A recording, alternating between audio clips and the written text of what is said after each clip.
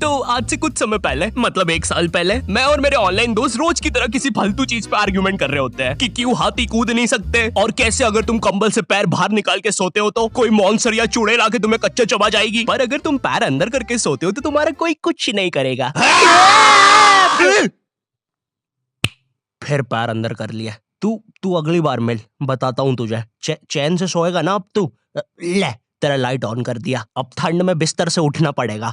ले तेरा पंखा भी ऑन कर दिया अब तो ऐसी किसी बात पे आर्ग्यूमेंट चल रहा होता है, तो उसी बीच न जाने मेरे दिमाग में क्या आता है और मैं बोलता हूँ, तुम लोग अच्छे लोग हो, हमें मिलना चाहिए। ये सुन के भैया सन्नाटा मच गया। हाँ क्या बोला तूने? आयु तुझे पता है ना ऑनलाइन दोस्त कभी मिल नहीं सकते। इनफैक्ट ऑनलाइन दोस्त जैसी तो कोई चीज ही नहीं होती, हम सब तो रोबोट है। आयु तू हमारा दोस्त हो ही नहीं सकता, हम जा रहे हैं। फिर उन लोगों ने एक दूसरे के गले में हाथ डाला और न जाने क्यों गुस्से में डोरेमोन का थीम सॉन्ग गाने लग गए, वो भी तमिल में।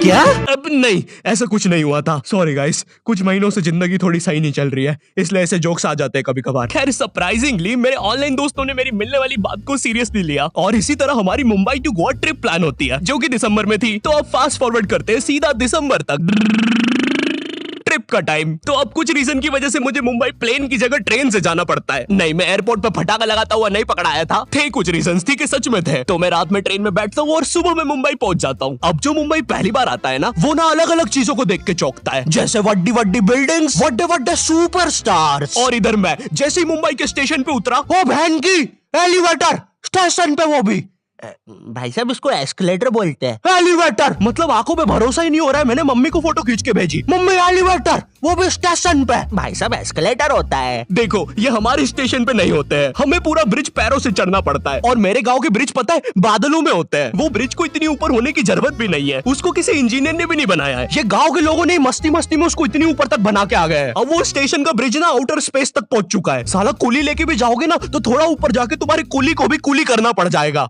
भाई साहब कुली करना पड़ेगा। अरे किया तो है तुम्हें। अरे आपको ने मुझे कुली करना पड़ेगा। रुको, कुली।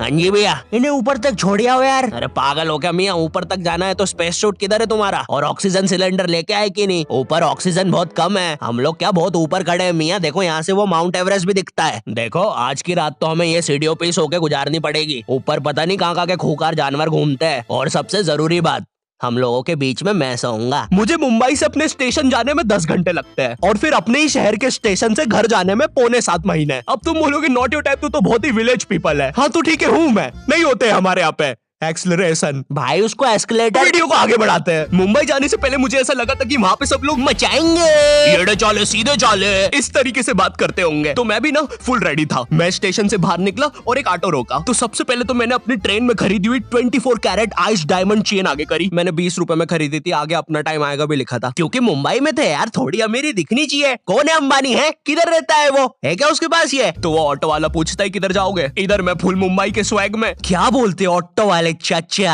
अंधेरी चलोगे क्या? चलो ना, मचाते ना अंधेरी में चल के।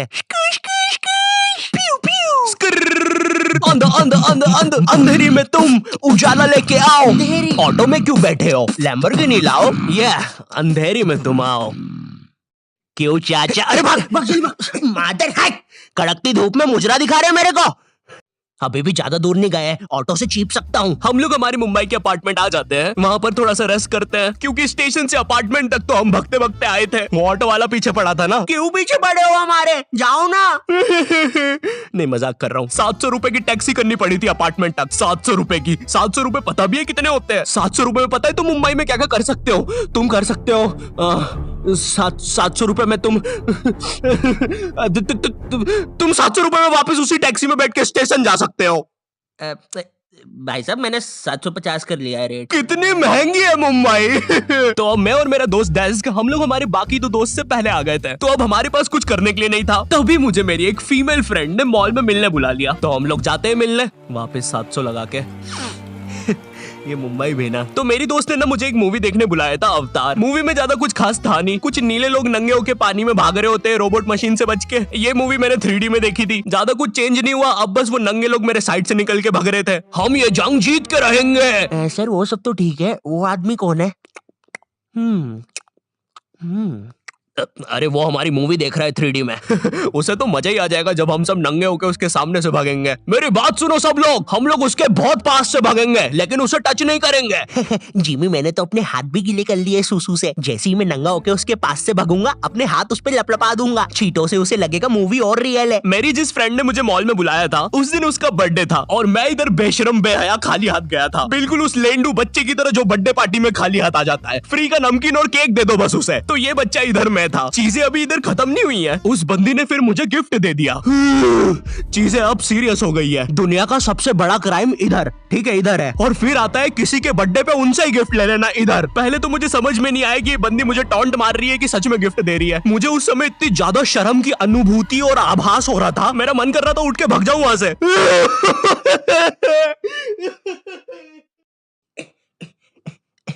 अरे वो बाहर बहुत गर्मी है ना, इसलिए मैंने सोचा स्प्राइट पी लूं आके। और पेरी पेरी फ्राइज भी मेरे फेवरेट है। देखो अगर उस टाइम में चाहता तो अपने पीछे वाले जेब से बटवा निकाल के एक 50 का करारा नोट और 1 रुपया लगा के बड्डा लिफाफा बना के उसे दे देता, लेकिन मैं कोई 80 साल का दादाजी नहीं हूँ और वो भी मेरी पोती नहीं है, तो अब मैं कुछ कर नहीं सकता था। इसलिए मैंने बेशर्मों की तरह उसका गिफ्ट ले लिया और कमियां भी निकाल रहा हूँ। घड़ी तो अच्छी लाई हो तुम, लेकिन फास्ट ट्रैक की लाती तो अच्छी है घड़ी। इस ट्रिप पर ना हमारे बहुत ज्यादा पैसे खर्च हो गए थे, इतने कि मैं अपने बेसमेंट वाले बच्चों को खाना तक नहीं खिला पा रहा हूँ। चुप रहो, मैंने कहा ना नहीं मिलेगा खाना। आप पैसे के लिए India number 1 opinion trading app Probo पे क्यों नहीं जाते? हाँ, आप बस यहाँ पे यस और नो का आंसर देके लाखों में पैसे कमा सकते हो। प्रोबो एक ट्रस्टेड ऐप है जिस पर 1 करोड़ से भी ज्यादा यूजर्स हैं। यहाँ पर क्रिकेट, फाइनेंस, एंटरटेनमेंट और कई सारी कैटेगरीज में क्वेश्चंस है। जैसे अभी T20 सीरीज में इंडिया वर्सेस आयरलैंड में कौन जीतेगा? इंडिया ही जीतेगी। तो मैंने यहाँ यस दबा के क्वांटिटी स्लाइडर को बढ़ा दिया। अब अगर मेरा ओपिनियन सही होता है तो मुझे रियल कैश मिलेगा।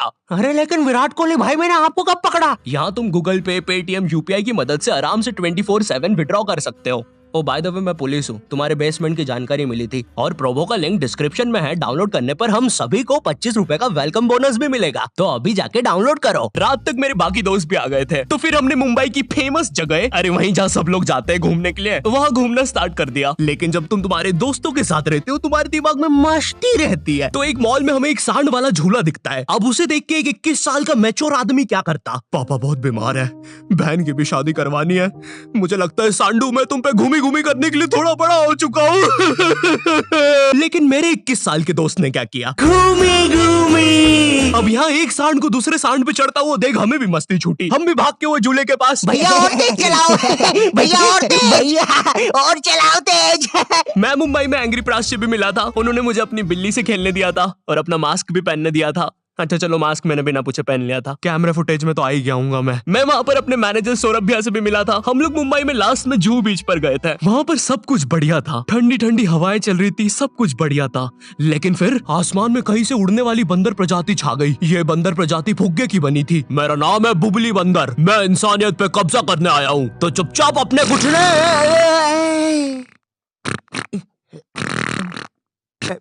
है दोस्त, क्या तुम प्लीज मेरी बूंद में हवा भर सकते हो? मुझे तुम्हारी दुनिया पे कब्जा करना है, प्लीज। मुझे कोई दिक्कत नहीं है।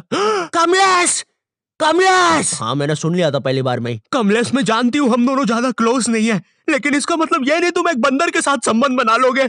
मैं जा रही हूँ। कमलेश जाने दो उसे, मैं तुम्हें उससे भी ज्यादा चीजें दे सकता हूँ।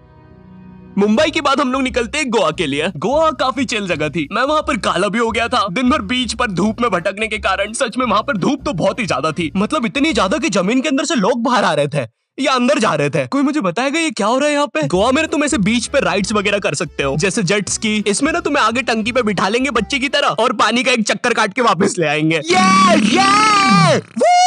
ये चलो ना। अरे हो गया भैया। अरे हम तो किनारे से ही वापस आ गए। इसके बाद आती है कुछ जानलेवा राइड्स, डेंजर राइड, जिसमें तुम्हें बोट से समुद्र के बीचों बीच ले जाएंगे और पतंगा बना के उड़ा देंगे। एक और चीज रहती है, जब तुम समुद्र के बीचों बीच पहुंचते हो ना, तो वो बोट वाला तुमसे पूछता है कि तुम्हें पानी में जाना है क्या। तो अब यहाँ पे जिसको तैरना नहीं आता है वो तो कुछ नहीं बोलेगा, लेकिन उस समय मेरे दिमाग में पता नहीं क्या चल रहा था कि मुझे पूरे गोवा के एक्सपीरियंस लेने हैं। मुझे तैरना नहीं आता है, मैं उतर गया समुद्र में। शुरुआत के 2.25 सेकंड तो कुछ भी नहीं हुआ, फिर पानी मुझे नीचे खींचने लगता है। ये तो कुछ भी नहीं, अब मैं बोट से भी दूर जा रहा हूँ धीरे धीरे। भैया भैया भैया भैया घंटा नहीं सुन रहा मेरी बात, मेरी इधर फटी पड़ी है, मैं कुछ भी चिल्ला रहा हूँ पानी में।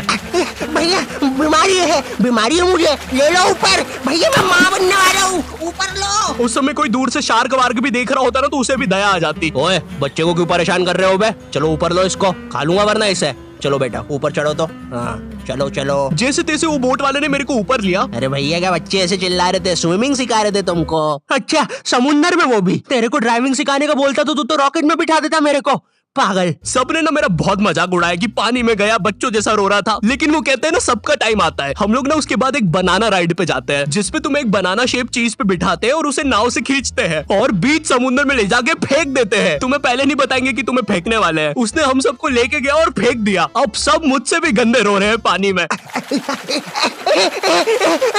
भैया हम मर गए। पीछे लाइफ गार्ड आ रहा है। अरे भैया इतनी दूर जाओगे तो सच में मर जाओगे। मेरे पास क्लिप पड़ी इधर सबकी रोते हुए, मैं लगा दूंगा। मैं तो करना अरे कुछ नहीं होता, नहीं करना भाई, मरना क्या? चुप रहो। नहीं करना भाई। पर खैर कुछ भी बोलो, ये ट्रिप मेरे लिए one of the best trip थी अपने दोस्तों के साथ। आई होप तुम्हें ये वीडियो पसंद आई होगी, और अगर नहीं भी आती है तो बस इतना सा रुक जाओ, ठीक है? बस इतना सा। मैं एक बहुत ही प्यारी चीज पर काम कर रहा हूँ, ठीक है? बस वो आ ही गई, ये यहीं पे ये बस आ गई। और अगर तुम्हारे पास भी किसी चीज का ओपिनियन है तो अभी प्रोमो डाउनलोड करो, तुम्हें वेलकम बोनस में 25 रुपए में मिल जाएंगे। पर खैर इस वीडियो को लाइक करना मत भूलना, एम करते 8 लाख लाइक्स के लिए, ठीक है? मुझे पता है तुम कर सकते हो, ठीक है? अभी करो। एंड चैनल पे नए हो तो सब्सक्राइब कर देना। मैं मिलता हूँ तुमसे नेक्स्ट वीडियो में जो कि बहुत जल्दी आने वाली है। तब तक के लिए बाय।